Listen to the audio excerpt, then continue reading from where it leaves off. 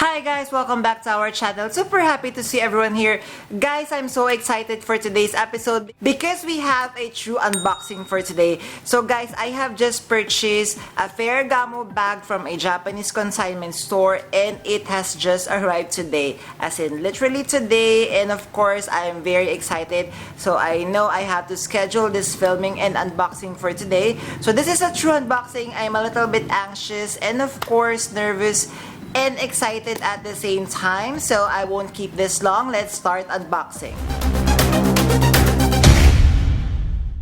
Hi guys, Ron here, Suking Budgetarian Fashionista. I publish vlog every Wednesdays and Saturdays about lace about fashion.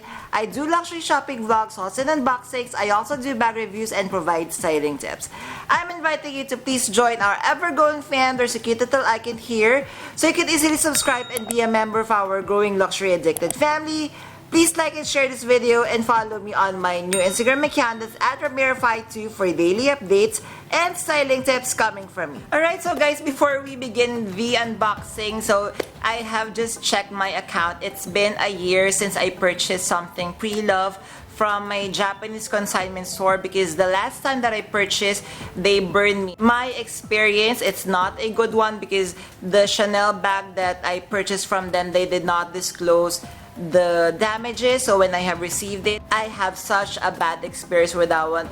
Good thing is I was able to sell that one, of course, for a steal, and now it is with a new loving family. So now let's start with the unboxing. So as mentioned earlier, this has just arrived today. It was delivered from Japan via DHL. So I'm so excited, a true unboxing. I have not seen the content, only in photos, guys. So you could just imagine how nervous and at the same time excited I am. I am, crossing all my fingers, hands, toes, everything, just to, make sure that everything goes well. So I'm doing this live in front of you guys. So one moment. So I'm doing it now. Okay, so it's very sticky.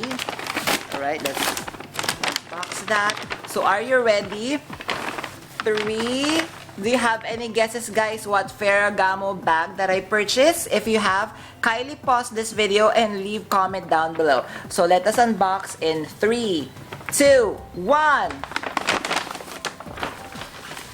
Here she is. Now we can see the silhouette. Wow. Okay, so let me just do this really quickly. Good thing that there is, packaging. Oh, wow. Wow, wow, wow, wow, wow. Okay, the true reveal. 3, 2, 1. Here she is, guys. So I purchased a FERRAGAMO iconic top handle bag. Wow. And the material, guys, I'm sorry, I keep on gushing. So the material is black patent leather. So let us just review this really quickly. OMG, she looks gorgeous, guys. Wow. Oh my god, guys, let me just check this really quickly. But anyways, wow. Oh wow, the patent leather, guys, is so good. It's not sticky at all. So here is the front part. So this is the Ganshimi logo. So with the hardware, there's already a tarnishing. So the hardware supposedly would be yellow gold, but it's a little bit tarnished, but that is okay. Wow. Super gorgeous. Sorry guys, I'm a little bit stunned right now. Ooh. Oh my god, guys. Oh my god, it's so beautiful.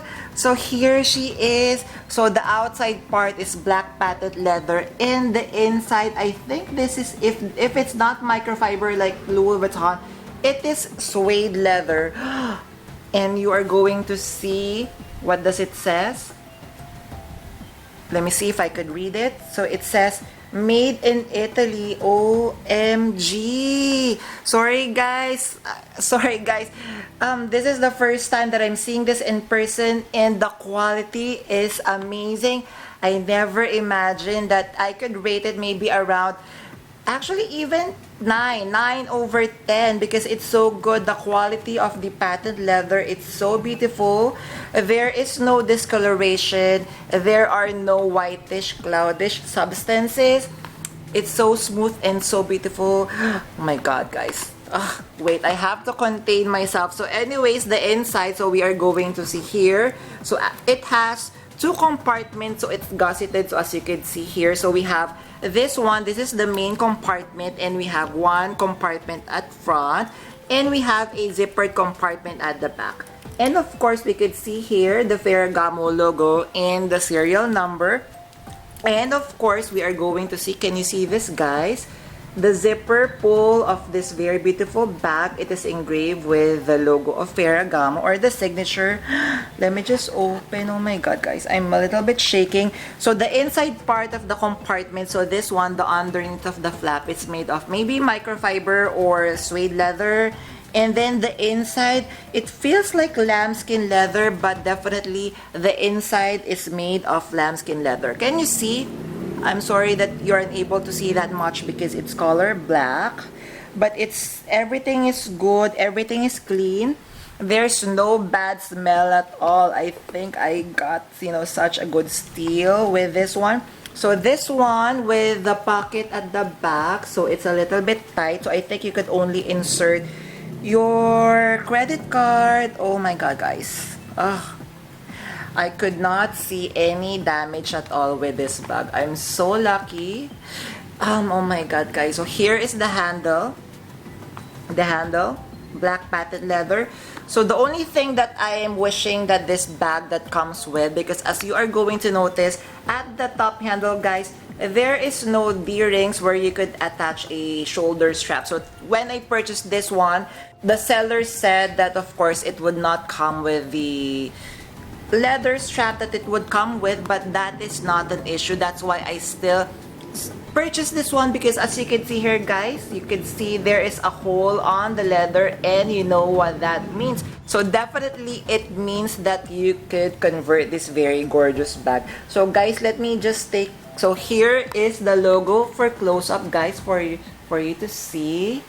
Can you see that? So it is engraved with the Ferragamo.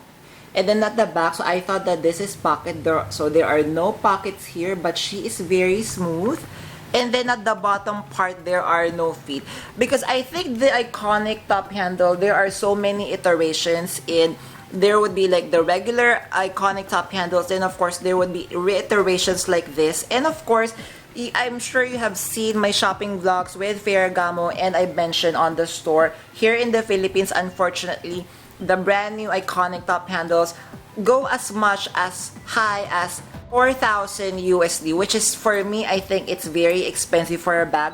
And of course, if I wanted an iconic top handle, the next best route is of course go from pre-love. When I've seen this from a Japanese consignment store, so I was inspecting it via photos, and I said yes to this one, and guys, here she is. So let us take a closer look like what fits inside, and of course a comparison with my other bag. Alright, so guys, let us check and inspect this very beautiful bag right now. So I have just measured. So the length of this one, it's 24 centimeters from here to here. Then the height is 18 centimeters. Then of course the depth, this one, the biggest part here, is 10 centimeters. And of course the handle drop from here to here, that is 10 centimeters. So as you can see, the handle drop is very good. So you could carry this, of course, as a top handle bag. You could carry her on the crook of your arm, even extend it up to here. You could carry her. She is very chic and she is very beautiful. So guys, just a size comparison with all of my other bags, so you would have an idea. Guys, also, if I would be able to find this on the pre-love store, from Fashion File, from anywhere, I would be linking it on the description box below. But if not, I will be putting on the link below similar bags like this from Ferragamo. So of course, I have my trustworthy Coach Tabby top handle 20. So this one, the depth or the length of this one is 20 centimeters. So this is 24. So putting them side by side, so as you could see, the Gancini top or the iconic top handle is a little bit bigger, but the height of them, so the Ferragamo is also a little bit taller. Then of course the wider part, they're almost the same one. And of course, as you can see here, the top handle is almost the same. They are so gorgeous. So guys, if you want me to do a comparison of these two, kindly comment below and I'll be doing that as well. And of course, comparing it to the Alma BB. So Alma BB, I'm not sure what the length is, but they look the same. And then of course, the height, they're almost the same. The depth, what do you think? The depth, they're almost the same in my opinion. What do you think? Alright, so guys, let us check what we could fit inside. So I have already inspected this bag inside, guys, and there are really no damages inside.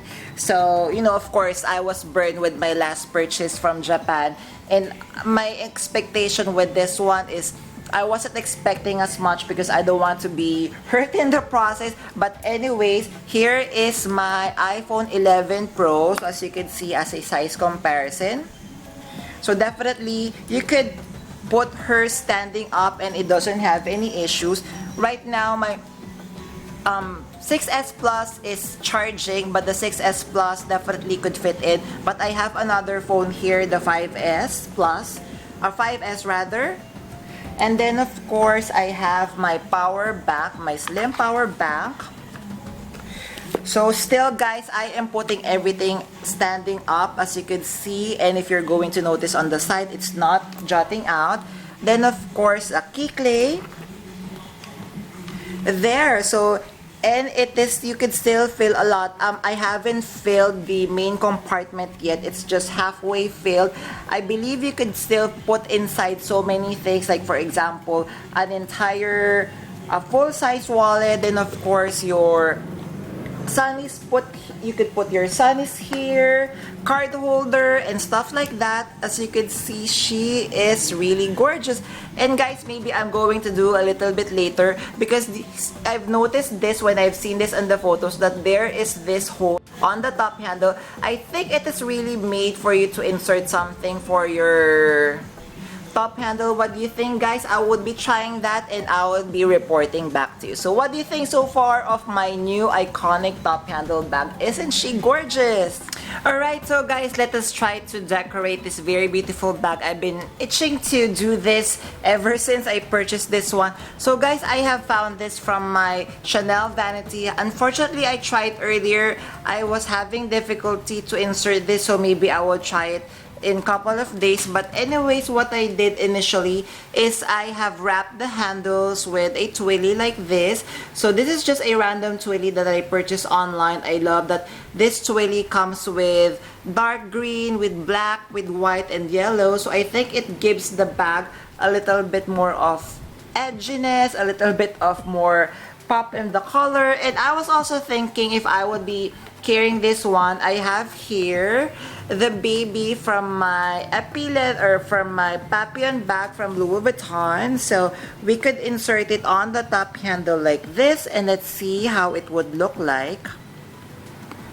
So if I want maybe like more space for this bag or just a little bit of decoration, so we could carry it like this. So what do you think?